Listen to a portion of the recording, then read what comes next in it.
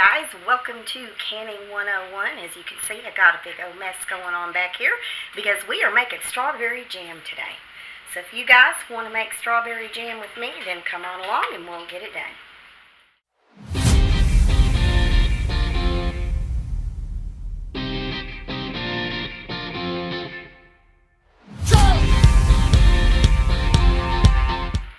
Okay guys, so today we are doing strawberry jam, which is a natural strawberry jam with no pectin.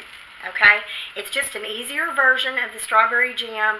I really like to make things without pectin when I can, just because it's easier and it's cheaper and it's more natural. Not that pectin isn't natural, because pectin is actually made from fruit sugars, so it's not going to hurt you any. But it's just easier to make the ones without the pectin, and at some point I will do a video, with ones doing the pectin also, so that you guys can see that. So the one we're doing today has 3 ingredients, and that is it. So it's real simple, real easy to do. It's water bath canned, so you don't have to worry about dragging out the pressure canner or any of that. And so I'm going to go ahead and show you first what you need in order to get started on this project. Okay, so the first thing I have out today is my complete book of Home Preserving by Ball. I do recommend using this book, even if you don't use the exact recipe in here. I do recommend using this book to monitor your cooking times and your temperatures on everything to make sure that what you're canning is safe to eat later on. Now, this is what's cool about this. I know that you guys don't all have great big huge gardens full of fruits and vegetables and different things. I know a lot of you guys are canning in your apartment or you're canning in your home and you don't really have time to grow everything. And a lot of people have asked me, can you can stuff that's frozen from the grocery store? Well, we are going to do that today, and I have done it many times in the past. I am using a 4-pound bag of Great Value sliced strawberries. Now, these on the back of the ingredients, you want to look at it and see if it has anything added to it. This one says it has nothing added to it. Do we always know that that's the truth? Not really, but we have to kind of take their word for it. So this one says it contains nothing but strawberries. I am thawing these out right now, and we are going to start working with them here in just a minute. The other ingredient in our strawberry jam today is, of course, sugar. Can you do this with a sugar substitute? Yes, you can. It's going to be a little bit different. We're not doing that today. We're going to use regular granulated sugar. The third ingredient I'm using is my distilled white vinegar. Now, here is the deal. You need a little bit of acidity added to these strawberries in order to water bath can them, okay? And that is to keep your pH level where it needs to be in order to water bath can them. Now, do you have to use white vinegar? No. You can use anything that has a high acidity level of 5% or more. So, you can use lemon juice, you can use white vinegar, you can use apple cider vinegar, you can use lime juice, grape juice, orange juice, any kind of juice that has any high acidity in it. Or, you can also use the powdered citric acid, which I have done in the past as well. This powdered citric acid is my last go-to, kind of, because it tends to produce a little more sourness than I really like. I love it in candies and things like that. So today we're going to use the white vinegar. Okay, to start off with our strawberry jam, I have 4 pounds of the frozen strawberries in here. And we're thawing those out on low heat. We're going to go ahead and let them thaw out just a little bit. And then I'm going to take a potato masher and I'm going to start mashing these up. Now, if you like just full whole strawberries in yours, or big chunks of strawberry, you don't necessarily have to do this step. I personally like some chunks of strawberry and some that's just kind of strawberry goo in mine. So I'm going to kind of do a half and half on this. So what you're going to do is you're going to mash it to the level of chunkiness that you want in your jam. So I'm going to go ahead and let these thaw out a little bit and let them warm up, and then I'm going to go in and we will mash our strawberries. So we have thawed these out. They're starting to get warm in the pan, and I'm just using regular mashed potato masher to come in and do this. You can do this with a fork, you can do this with a spoon. I just find it's easier to use the potato masher because it covers a larger area at one time. I want to make sure that I keep mashing until I get the consistency I want for my jam, because whatever size chunks that you get now is the same size chunks that you're going to end up with when your jam is completed. So, however chunky you want it, now is the moment to make that happen for you. Now, I like some chunks in mine. I don't like too many huge chunks. I like little chunks. As I get older, I don't tolerate sweet as well as I used to. That may be just me. It may be an older person thing. I don't really know. So I really prefer the smaller chunks of jam so that I can get a thinner layer on my toast or whatever it is that I'm putting this on or using it to cook with. So I will continue to mash this until I get it to the consistency that I want, and then we're going to come back and I'm going to show you guys how to finish adding the rest of the ingredients in order to make this work. So we have our strawberries at a pretty good simmer here, and the first thing I'm going to do is go ahead and add my vinegar. I am using a half cup of the white vinegar, and you may ask, is this going to make my strawberry jam sour? No. It will not make it sour or bitter. It will make it a little bit tart, which is what we want to offset the amount of sugar that we're putting in here. So I'm going to go ahead, I'm going to stir that vinegar in to incorporate it into the strawberries. And then, in this jar, I have 6 cups of sugar. You can use regular sugar, you can use, speck of something there. I can use regular sugar, you can use brown sugar, you can use turbinado sugar, you can use whatever kind of sugar you want in this recipe.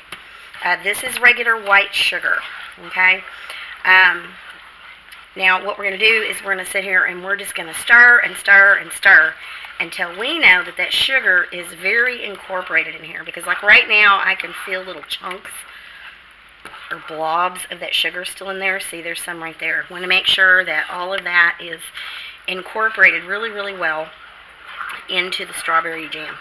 Now you see this is filling this container up pretty good. This is a 5-quart container here, a 5-quart pan. It's more like the Dutch oven size pan, and I want to make sure that my pan is big enough for what I'm doing. So when you put your strawberries in, if your strawberries are way up to the top of your pan, you want to get a bigger pan, because this doubled the volume of these strawberries by adding all of that sugar in there. And you're going to need to be able to let it simmer a little bit. So what we're going to do is we're going to bring this up to a full rolling boil. And once we get it to a full rolling boil, we are going to turn the heat down and we're going to let it simmer for about 20 minutes, because we want a chance for all those sugars in this jam to strengthen up. We want them to get thicker, and that is what's going to thicken up our jam. And in the end, before we take it out of the pan, we're going to make sure that it got up to at least 220 degrees. So I have my handy dandy little thermometer here, and this is not, well, this one can sit on the side of the pan, it's just not real stable. So I'm just going to come through and periodically check it, but we're going to go ahead and get this to a full rolling boil first, and then we'll go from there. You want to stir this occasionally while you're getting it to a full rolling boil, because you want to make sure that your sugar and your strawberries do not burn on the bottom of the pan. And you want to make sure that all of that sugar is dissolving into the liquid here. You don't want chunks of sugar crunchy crystals in your jam, because that's no good either.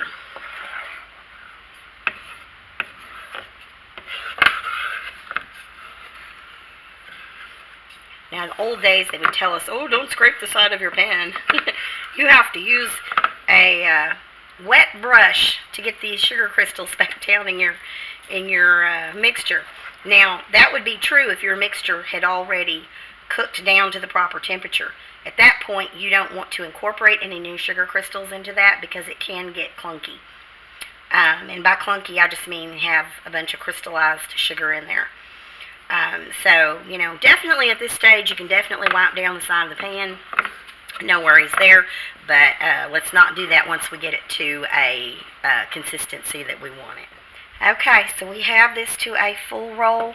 I am stirring it, and And I'm going to turn down the heat a little bit.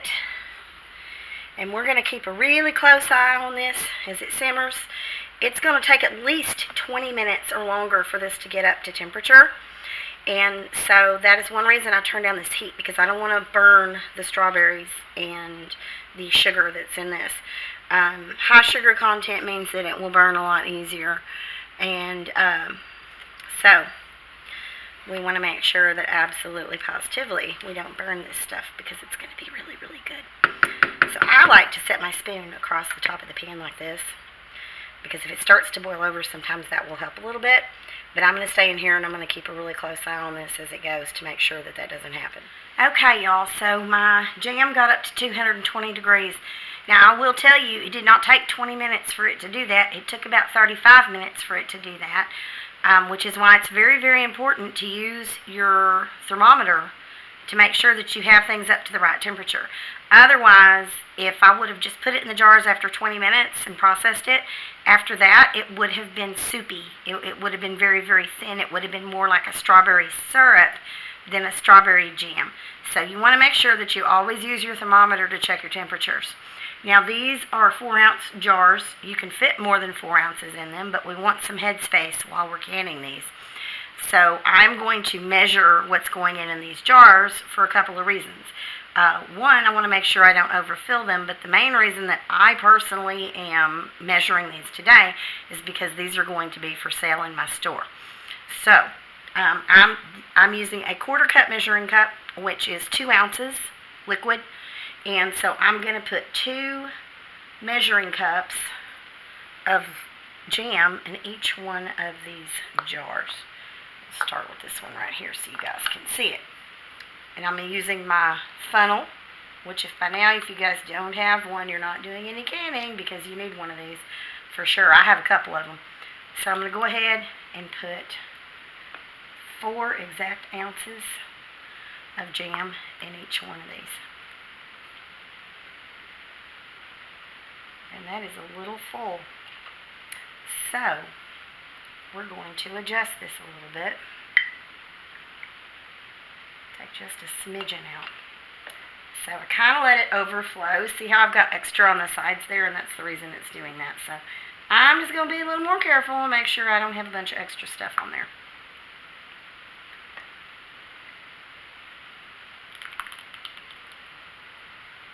Okay, that one is a lot better. We got about a 1/2 inch or so of headspace in these, which is just about perfect for canning.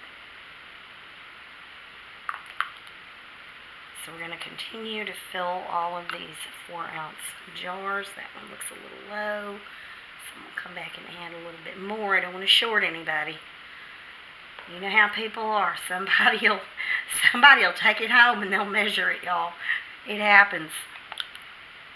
So I'm going to go ahead and get these full, and then I'm doing a dozen of these smaller jars, and then I'm going to see how much I have left, and I will probably come back and do some of the bigger jars, at least a couple of them, because sometimes people want the big jar and they don't want to deal with these small jars. So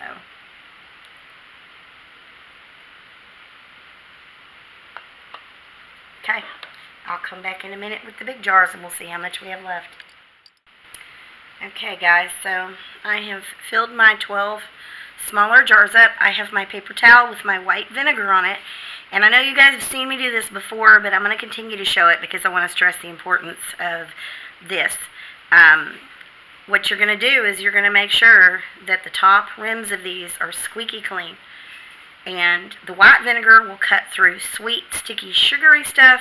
It will cut through greasy stuff. It will make sure that there's nothing on that lid. Now, we didn't have much on this lid, but you can see a little bit on there, but we just were going to make sure that that was absolutely clean. Now, these particular jelly jars, because they're going in my store, I'm using the one-piece lids.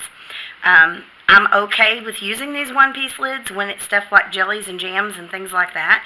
I don't particularly care for them when I can with meats and vegetables, because you can't remove the ring in order to check the seal. But with jams and jellies and stuff, you're usually pretty safe using these. I like them in my store because it's easier for the customer. So I'm going to go ahead and put this lid on, and we're just going to do finger tight.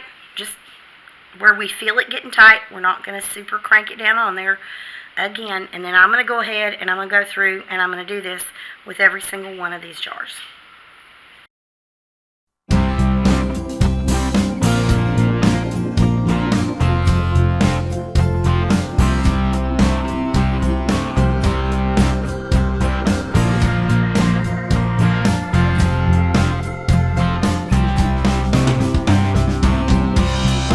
Laying on the floor when you were gone, like it was something I could die from. Now my head aches and your friends all think I'm dumb. You said it's just a bit of bad blood. I don't feel. Okay, y'all, I've got my water boiling in here. I am using my pressure canner today, but I'm not pressure canning these. My other pot was busy being used for something else. So I'm just doubling this up as a water bath canner today, and instead of putting my pressure canner lid on, I'm just putting this regular lid on so I can do it as if it was just a regular water bath canner. So we're going to run this canner on full rolling boil for 10 minutes, and then we'll come back and pull our jars out. So, y'all, I actually only ended up with one 12-ounce jar. I think I called it a 16-ounce jar earlier, and it's not. It's a 12-ounce jar. And so I ended up with 12 4-ounce jars and one 12-ounce jar. And if I had just done the 4-ounce jars, I would have ended up with 15 4-ounce jars on this. And this jam is really good. I'm going to show you guys what it looks like here in a second on a piece of toast. And it's an easy jam to do. It's just 3 ingredients. It's just one of the easier ones to do, and it's one of my favorite ones to do. So I wanted to show you guys how pretty this jam looks on toast. It is a pretty product once you get it done, and I'm going to tell you, this is really yummy. I wish y'all could smell it. I keep saying that YouTube would make a huge innovation if they could figure out how to put a smell through the screen, especially on some of the stuff we're doing here on our channel, because this smells amazing. Thanks for hanging out with me today to make strawberry jam, guys. If y'all have any questions, please put it in the comments, and I would love to hear if you guys try this recipe and how it works out for you. And if you have any specific recipes you want to see me can, then please put those in the comments as well. Thank you so much. Bye.